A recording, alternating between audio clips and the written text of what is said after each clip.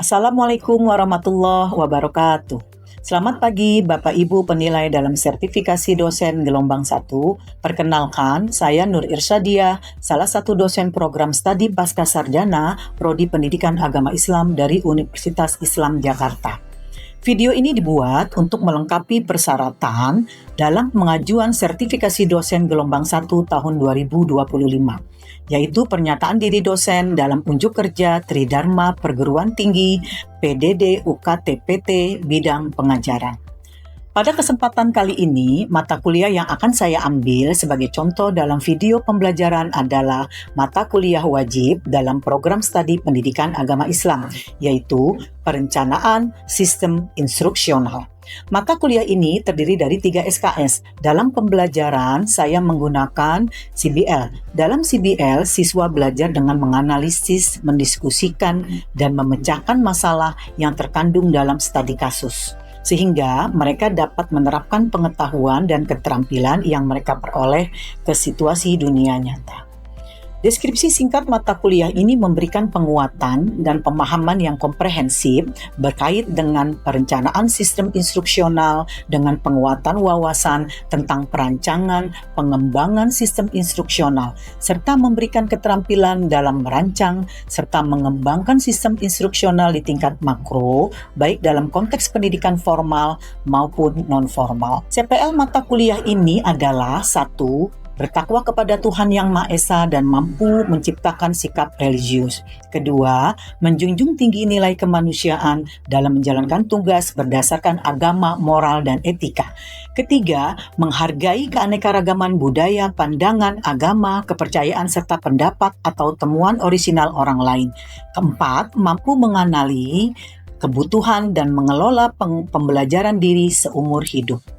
Dan untuk sub CPMK dalam mata kuliah ini, pertama, memahami pentingnya mata kuliah perencanaan sistem instruksional dengan penguatan wawasan tentang perancangan dan pengembangan sistem instruksional, serta memberikan keterampilan dalam merancang serta mengembangkan sistem instruksional di tingkat makro dalam konteks pendidikan formal dan non-formal. 2. Memahami dengan baik dan mampu menjelaskan tentang pendekatan sistem dalam pembelajaran. 3. adalah menguasai dengan baik berkait dengan variabel-variabel instruksional. 4. Menguasai dengan baik tentang teori belajar, teori instruksional, perencanaan sistem instruksional. 5. Menguasai dengan baik tentang strategi pembelajaran, desain pesan, dan karakteristik siswa dalam instruksional. 6. Menguasai dengan baik berkait dengan mendesain pembelajaran menurut Dick and Carey. 7. Menguasai dengan baik tentang analisis instruksional. 8. Menguasai dengan baik tentang rancangan kegiatan pembelajaran. 9. Menguasai dengan baik tentang pengembangan bahan instruksional. 10. Menguasai dengan baik tentang pengembangan strategi instruksional. 11. Menguasai dengan baik tentang langkah, model, fokus pengembangan sistem instruksional. 12. Menguasai dengan baik tentang analisis kebutuhan dan masalah, misi, fungsi, tugas siswa dalam lingkungan. 13 adalah menguasai kontrol dan evaluasi sistem instruksional, dan terakhir menguasai analisis kasus. Lalu, referensi wajib utama adalah 1. Landasan pembelajaran. Yang kedua adalah teknologi pendidikan, konsep perkembangan dan aplikasinya. 3. Profesional dalam pendidikan. Yang keempat adalah perencanaan sistem instruksional. Pada kuliah ini, aspek penilaian terdiri dari kehadiran 10%, tugas individu dan kelompok 20%, UTS 30%, dan UAS 40%. Untuk metode yang digunakan dalam mata kuliah ini baik tatap muka maupun daring antara lain CBL, seminar kelas, penugasan, pengupasan teori secara mendalam. Berikut adalah contoh video pembelajaran yang akan dilakukan dalam proses offline atau secara luring dalam kelas. Assalamualaikum warahmatullahi wabarakatuh. Waalaikumsalam warahmatullahi wabarakatuh. Gimana kabarnya teman-teman sekalian hari ini dalam keadaan sehat walafiat tentunya ya? Alhamdulillah kita pagi ini bisa berjumpa lagi, melanjutkan pertemuan minggu lalu gitu ya. Kita sudah membahas strategi instruksional. Nah, hari ini kebetulan kita membahas adalah mengembangkan strategi instruksional. Tapi sebelum kita memulai perkuliahan hari ini, alangkah baiknya kita berdoa ya bersama. Berdoa, kita mulai. Amin. Oke. Jadi minggu lalu kita tentang strategi instruksional inovatif dalam pendidikan Islam. Kita lanjut dari materi minggu lalu, kita hari ini adalah mengembangkan ya. Jadi mengembangkan strategi instruksional inovatif dalam pendidikan Islam. Jadi di sini dibahas pentingnya mengintegrasi gitu ya nilai-nilai keislaman dengan metode pedagogik yang modern ya. Tentunya teman-teman dalam keseharian juga sudah melakukan hal-hal tersebut gitu ya. Tapi alangkah baiknya kita akan membahas materi ini supaya bisa teman-teman ambil gitu ya untuk dijadikan referensi dalam keseharian tugas teman-teman agar bisa lebih baik lagi. Ya, di sini jadi menciptakan lingkungan belajar yang dinamis dan memberdaya. Nah, ini kalau kita lihat pentingnya pedagogi dalam Islam ya. Jadi di sini ada pertama kita membahas tujuan pembelajaran holistik ya. Jadi pendidikan Islam tidak hanya bertujuan kepada transfer pengetahuan ya, tapi juga pembentukan karakter nih. Jadi jangan lupa pada saat kita di lapangan ya, kita menghadapi siswa-siswi kita, jangan lupa pembentukan karakter itu kita sisipi dalam proses pembelajaran kita gitu ya. Karena pendidikan karakter itu tidak instan, tapi pendidikan karakter itu adalah kontinu gitu ya. Lalu juga akhlak mulia ya, lalu bagaimana spiritualitasnya gitu ya. Lalu strategi instruksional harus mendukung nih daripada pengembangan kognitif gitu ya, kognitif, afektif, psikomotorik siswa secara seimbang. Jadi di mana kita mentransfer ilmu gitu ya, lalu kita lihat juga bagaimana sikap afektifnya gitu ya, lalu juga kita lihat bagaimana mereka mengaplikasikannya dalam kehidupan sehari-hari ya. Mungkin secara seimbang ini semuanya tentunya. Lalu yang kedua adalah integrasi nilai-nilai Islam nih. Ya, sebagaimana kita ketahui, kita bercermin pengajaran itu kepada Al-Quran dan hadis tentunya ya. Hadis atau sunnah. Jadi ini berarti mengedepankan sifat kejujuran, ya, keadilan, ya, kasih sayang, tanggung jawab dan dalam setiap aspek pembelajaran. Nah, beberapa poin daripada tadi kejujuran, keadilan, ya, kasih sayang, tanggung jawab itu adalah beberapa poin-poin dari yang namanya karakter, ya. Lalu yang ketiga adalah guru sebagai teladan siswa, ya, atau murid gitu ya. Jadi di sini sangat penting nih karena guru adalah sebagai sentral daripada dalam pendidikannya, terutama pendidikan Islam kita bicaranya. Lalu di sini ada pendekatannya nih, pendekatan pembelajarannya berpusat pada siswa atau student centered learning. Ya, jadi di sini ada diskusi, ya, ada debat gitu ya. Jadi supaya siswa ini berani ya berdiskusi, mengungkapkan pendapat ya, lalu secara berdebat secara konstruktif ya, tentunya tentang isu-isu yang sedang hangat ya, keagamaan atau kontemporer gitu ya. Lalu juga melatih mereka berpikir kritis dan komunikasi. Jadi kadang-kadang ada kan siswa yang agak pasif gitu ya. Jadi mereka mungkin takut gitu ya untuk bertanya gitu ya. Mereka mungkin juga tidak percaya diri gitu. Jadi kita sebagai seorang guru bisa melakukan diskusi dan debat ini supaya bisa menimbulkan sifat tadi yang berani mengungkapkan pendapat ya, terus anak tersebut bisa menjadi percaya diri seperti itu.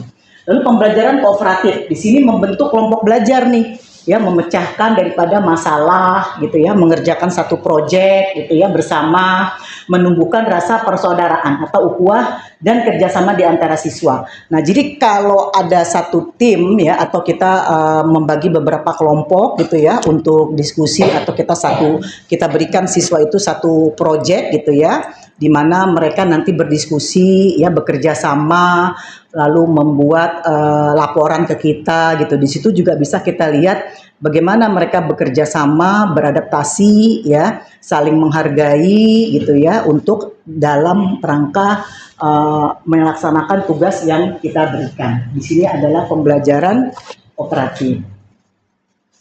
Lalu ada mengoptimalkan pembelajaran berbasis project atau project based learning. Ya, di sini berarti kan di sini siswa ini mengidentifikasi masalah ya. Jadi kira-kira project atau tema apa yang kita berikan gitu ya. Lalu mereka mengidentifikasi nih ya, memilih topiknya ya, lalu adakah nilai-nilai keislaman yang bisa kita masukkan ya, atau isu-isu yang sedang hangat di masyarakat gitu ya, yang dapat dipecahkan melalui daripada project ini gitu ya, misalnya konservasi lingkungan berbasis ajaran Islam umpamanya sebagai contoh ya. Lalu juga di sini ada perencanaan dan riset ya, jadi siswa ini merencanakan langkah-langkah proyeknya seperti apa ya, pengumpulan datanya seperti apa, lalu melakukan riset mendalamnya seperti apa, termasuk merujuk pada sumber-sumber Islam ya. Jadi karena kita bernaung di bawah pendidikan Islam, jadi merujuknya kepada sumber-sumber Islam.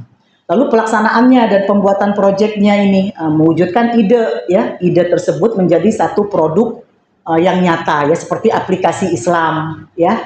Kan kalau kita lihat umpamanya sekarang zakat aja sudah pakai digital gitu ya, tidak seperti beberapa tahun yang lalu umpamanya membawa beras ke masjid, ke musola. Tapi meskipun hal tersebut masih ada sampai sekarang, tapi paling tidak kita mempunyai pilihan gitu ya, dengan berjalannya daripada teknologi.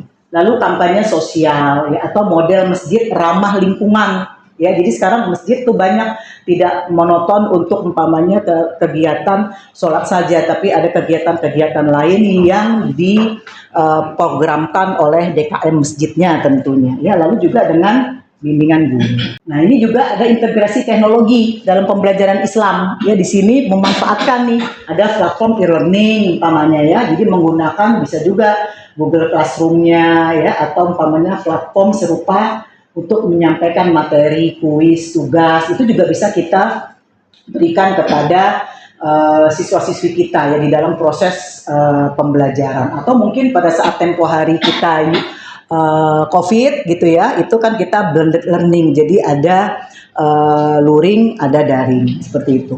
Lalu aplikasi Al-Quran dan hadis di sini, jadi memanfaatkan aplikasi karena sekarang sudah banyak aplikasi Al-Quran ya, hadis, tinggal kita umpamanya mau mencari ayat tentang zakat nanti akan keluar gitu ya, beserta ayat dan makna-maknanya gitu. Nah, di sini juga menyediakan terjemahan ya, tafsir ya, lalu apalagi itu pencarian hadis ya, namanya hadis tentang menuntut ilmu, nanti dia akan keluar dengan sendirinya. Lalu untuk memudahkan siswa dalam mempelajari sumber-sumber primer Islam ya, jadi tidak hanya menonton dari transfer guru atau buku pegangan di sekolah, tapi juga bisa dari aplikasi tersebut. Lalu video pembelajarannya yang interaktif ya, di sini menggunakan video, bisa animasi ya, kalau umpamanya teman-teman berada di tingkat lembaga yang TK atau SD, itu bisa dengan video animasi untuk memperkuat daripada proses pembelajaran yang kita lakukan. Lalu juga di sini ada film ya, film-film pendek tentang kisah para nabi gitu ya, atau prinsip-prinsip Islam untuk visualisasi yang lebih baik ya. Jadi bisa dengan sekarang canggihan teknologi, hal-hal tersebut bisa kita sarankan atau kita lakukan dengan siswa-siswi kita. Lalu terakhir adalah gamifikasi pembelajaran, jadi menerapkan elemen permainan ya, seperti poin ya, lencana, lalu papan peringkat untuk memotivasi siswa dalam mempelajari daripada materi itu sendiri gitu ya, seperti itu. Lalu di sini ada pembelajaran berbasis masalah atau problem based learning ya. Di sini berarti pendekatannya mendorong siswa untuk menganalisis, menyelesaikan masalah-masalah ya yang kompleks tentunya, lalu yang relevan dalam kehidupan sehari-hari, lalu perspektif dalam Islam, dari perspektif Islam tentunya. Lalu ini juga melatih kemampuan analisis ya, sintesis, lalu pengambilan keputusan yang bertanggung jawab. Jadi umpamanya pengenalan masalahnya nih, guru menyajikan masalah ya, kita berikan masalah yang otentik gitu ya, yang memicu keingintahuan siswa gitu, yang merangsang keingintahuan siswa dan relevan dengan ajaran Islam, umpamanya tentang kemiskinan atau tentang lingkungan, yang umpamanya negara Indonesia adalah negara berkembang, tapi satu sisi kita banyak melihat daripada daerah-daerah yang taraf hidupnya mungkin masih menengah ke bawah, gitu ya, atau di daerah-daerah yang keras seperti macam di pelabuhan ya masyarakatnya, lalu di pasar masyarakatnya, gitu. Lalu identifikasi pengetahuan, di sini siswa mengidentifikasi apa yang sudah mereka ketahui ya, dan yang perlu mereka pelajari untuk memecahkan masalah, gitu ya. Jadi identifikasi itu. Lalu riset lah nih dilakukan, riset dan solusi ya. Siswa melakukan riset ya, lalu mengumpulkan informasi, merumuskan berbagai solusi yang sejalan dengan nilai-nilai Islam. Itu jangan lupa nilai-nilai Islam itu kita bawa dalam riset dan solusinya. Yang terakhir adalah implementasi nih, setelah dilakukan ini semua kita implementasikan dan kita evaluasi. Jadi menerapkan solusi yang dipilih, lalu kita mengevaluasi efektivitasnya ya, serta merefleksikan daripada proses pembelajaran ini. Kita lanjut. Nah, ini strateginya ya, penilaian otentiknya nih ya, observasi pelakunya ya, mengamati pelaku siswa ya dalam situasi nyata. Lalu untuk melihat nih akhlaknya ya, penerapan nilai-nilai Islamnya seperti apa ya, lalu observasi sholat berjamaahnya, interaksi sosialnya ya antara dengan teman, lalu dengan lingkungannya ya, atau perilaku di lingkungan sekolah gitu kan. Kadang ada anak yang bisa cepat mudah bergaul gitu ya, tapi ada anak yang bergaul itu mencari teman, memilih gitu ya, tapi ada anak yang dengan siapa saja dia bisa bergaul.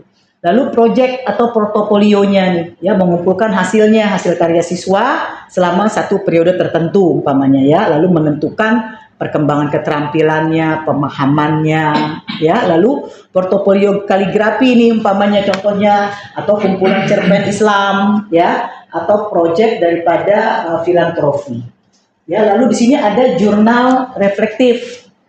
Jadi disuruh menulis ya refleksi pribadinya nih tentang pembelajarannya ya, tentang pengalaman spiritualnya, lalu atau tantangan moral yang mereka hadapi ya. Nah, itu jadi jurnal harian nih ya, tentang penerapan nilai-nilai kejujuran atau pengalaman anak tersebut, umpamanya berpuasa seperti apa pengalamannya gitu yang mereka rasakan di hari pertama, hari kedua dan seterusnya gitu. Itu bisa mereka refleksikan gitu ya. Lalu penilaian sejawat ya, atau peer assessment. Di sini siswa menilai karya atau kontribusi teman sebaya ya, teman sebaya itu dinilai sama mereka ya, berdasarkan daripada kriteria yang disepakati tentunya sudah si guru tersebut berikan poin-poin yang disepakati gitu ya, lalu melatih daripada objektivitas dan empati. Jadi kira-kira teman saya akan saya kasih nilai berapa nih ya gitu. Kalau saya lihat dari tadi jurnal reflektifnya seperti ini gitu ya. Oh, kayaknya bagus sekali, berarti saya pantas memberikan nilai sekian. Lalu ada rasa empatinya gitu. Empatinya seperti apa nih hubungan mereka? Kadang kan ada anak siswa yang karena sering dia berinteraksi, lalu dia cocok dengan sikapnya, sifatnya, ya. Jadi akhirnya dia lebih empati kepada si teman yang ini, umpamanya dibanding teman yang ini, gitu. Itu kan bisa saja terjadi, ya.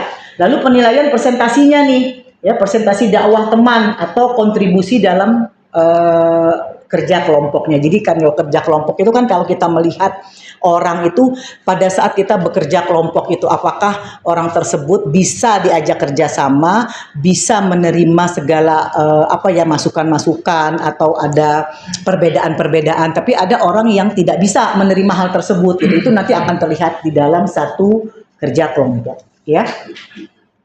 Nah, ini sekarang terhadap peran lingkungan sekolah sebagai laboratorium pendidikan siswa. Jadi sekolah ini sangat penting ya di sini, yang menciptakan tempat siswa dapat mempraktekkan apa yang mereka pelajari di kelas. Ya, di sini di bawahnya budaya masjid sekolah. Ya, seperti apa budaya masjid sekolahnya? Umpamanya sholat berjamaah, ya, sholat duha berjamaah. lalu ada sholat zuhur berjamaah, mungkin di dalam sholat zuhur dititipkan ada disisipkan itu kultum umpamanya sebagai contoh ya, atau ada tadarus Al-Qur'an di saat umpamanya memasuki daripada bulan Ramadan umpamanya seperti itu.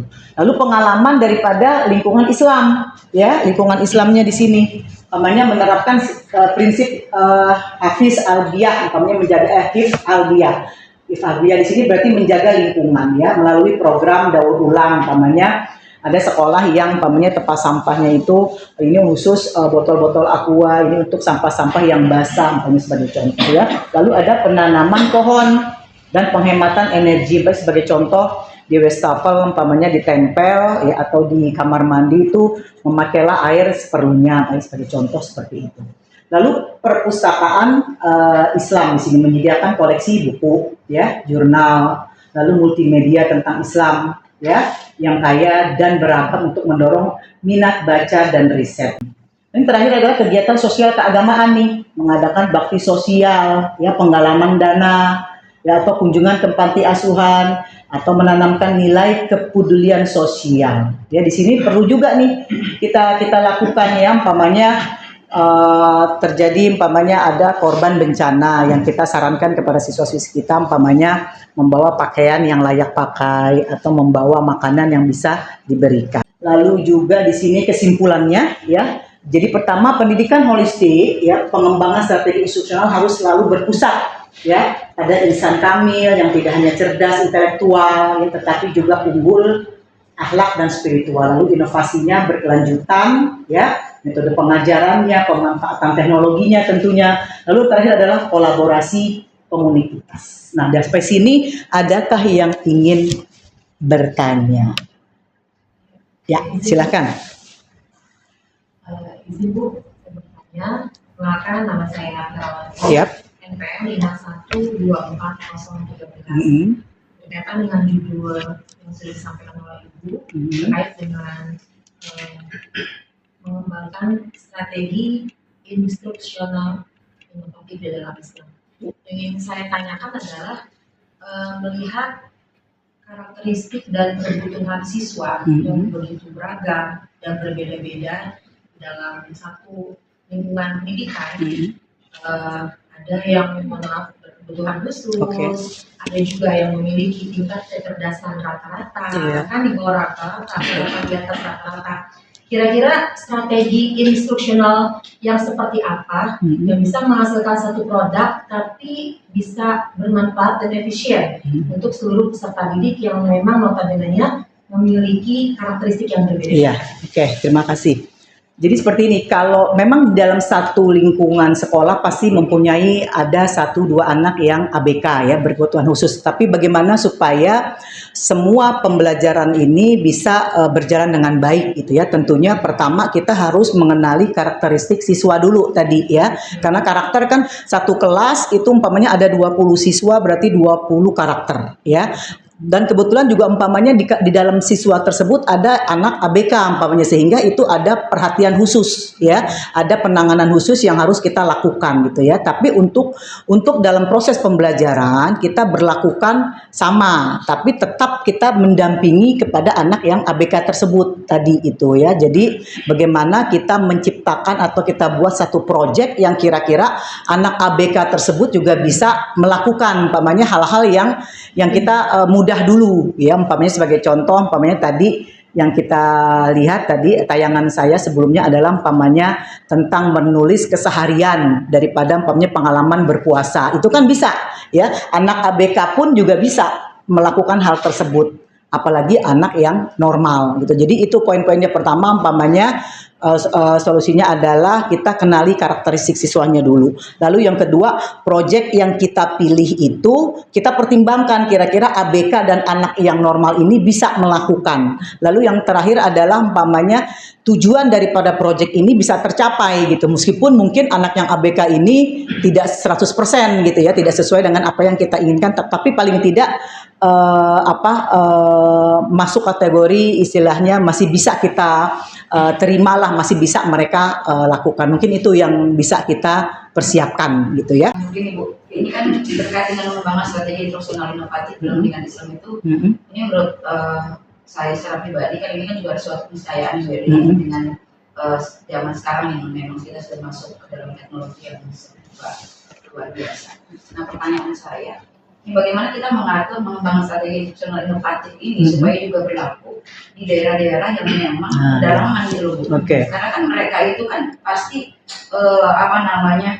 sangat minim, keterbatasan ya, sangat minim juga, misal katakanlah guru-guru di sana pun kan juga minim juga SDM-nya gitu kan. Tapi kan ini kan sebuah keniscayaan ya, artinya memang mengembangkan strategi institusional yang Ibu sampaikan ini kan sesuatu yang memang nggak bisa dihindari, walaupun memang ada di pelosok yang jauh di sana, artinya tetap kita kan seperti yang disampaikan juga kan, didiklah anaknya sesuai dengan zamannya gitu kan. Nah, itu bagaimana Bu untuk supaya kita supaya artinya yang mereka di sana, guru-guru di sana juga yang di dalam itu tetap bisa mengembangkan strategi institusional inovatif ini dalam pendidikan Islam. Oke, baik. Jadi begini, memang kalau di daerah kita ketahui gitu, Indonesia kan terdiri dari banyak pulau gitu ya. Lalu tadi yang teman-teman bertanya, bagaimana dengan kondisi yang ada di daerah gitu ya. Kalau kita mungkin di Jakarta untuk internet aksesnya gampang ya, tapi untuk di daerah bagaimana? Lalu SDM-nya mungkin kita di sini terpenuhi, tapi bagaimana yang di daerah ya? Jadi salah solusinya adalah sekolah tersebut umpamanya membuat semacam workshop ya kan, workshop supaya SDM-nya itu bisa paling tidak terlalu ketinggalan gitu dengan kita yang ada di kota ya, di pusat umpamanya. Lalu juga kendala internet gitu. Internet itu juga mungkin kita akan atur umpamanya ada di mana atau dijadwalkan ada di mana di hari apa yang kita menggunakan akses internet, sehingga pada saat proses itu tidak terganggu gitu. Umpamanya sebagai contoh ada sekolah yang mungkin kalau dia perlu akses internet dia agak naik ke atas dulu nih, agak ke daerah yang lebih tinggi umpamanya supaya aksesnya lancar gitu ya, seperti itu. Lalu juga tadi workshop yang dilakukan untuk supaya SDM ini bisa tidak ketinggalan dengan yang di pusat, itu kita harus lakukan. Umpamanya ada minta dengan pengawas paket sekolah gitu ya, diadakan workshop pelatihan sebagai tambahan gitu ya, supaya ngecas push up daripada si guru-guru tersebut supaya bisa istilahnya mengikuti daripada perkembangan teknologi gitu ya. Lalu juga siswa mungkin dituntut juga untuk umpamanya dari HP-nya itu mereka mengakses apa yang kita instruksikan. Umpamanya kita tugaskan mereka mencari beberapa bahan yang bisa kita kupas nanti di kelas. Itu solusinya mungkin supaya kita tidak tertinggalan gitu ya dengan yang di pusat gitu ya. Nah, itu semua juga tidak lepas daripada kos atau biaya. Nah, itulah yang harus kita bicarakan juga ya. Paling tidak di dalam satu sekolah itu ada yang namanya komite. Banyak dari komite itu mungkin bisa ngebantu, nge-push gitu ya, daripada dana yang dibutuhkan oleh pihak sekolah. Tapi pada dasarnya adalah sekolah tersebut berusaha semaksimal mungkin untuk memenuhi daripada kesediaan supaya kita tidak tertinggal jauh dari sekolah-sekolah yang ada di pusat. Sampai saat ini ya, memang kita lihat masih banyak daerah-daerah ketinggalan yang ada di daerah-daerah Indonesia ya, khususnya pedalaman. Tapi itu merupakan PR besar yang harus kita selesaikan bersama gitu ya, gunanya untuk daripada kemajuan daripada SDM, lalu siswa-siswinya juga supaya tidak terlalu ketinggalan dengan yang di pusat ya. Jadi mungkin itu daripada perkuliahan kita hari ini gitu ya. Terima kasih atas pertanyaan dari teman-teman tadi yang sudah mewakili teman-teman yang lain gitu ya. Jadi inti daripada perkuliahan kita ini bagaimana strategi pengembangan pendidikan Islam tadi secara holistik yang tadi kita sudah bahas ya, bisa lihat daripada pedagogiknya ya, dari kognitifnya, afektifnya, psikomotoriknya tentunya, lalu bagaimana penggunaan daripada aplikasi-aplikasi tadi gitu ya. Umpamanya kita mau mencari aplikasi-aplikasi yang bernuansa Islam gitu ya. Lalu juga terakhir adalah bagaimana supaya teknologi itu bisa seiring sejalan dalam proses pendidikan Islam ya. Mungkin itu yang bisa saya sampaikan perkuliahan hari ini kepada teman-teman. Sebelum kita tutup perkuliahan ini, jangan lupa teman-teman mengabsen di e-learning-nya. Terima kasih teman-teman semuanya. Assalamualaikum warahmatullahi wabarakatuh.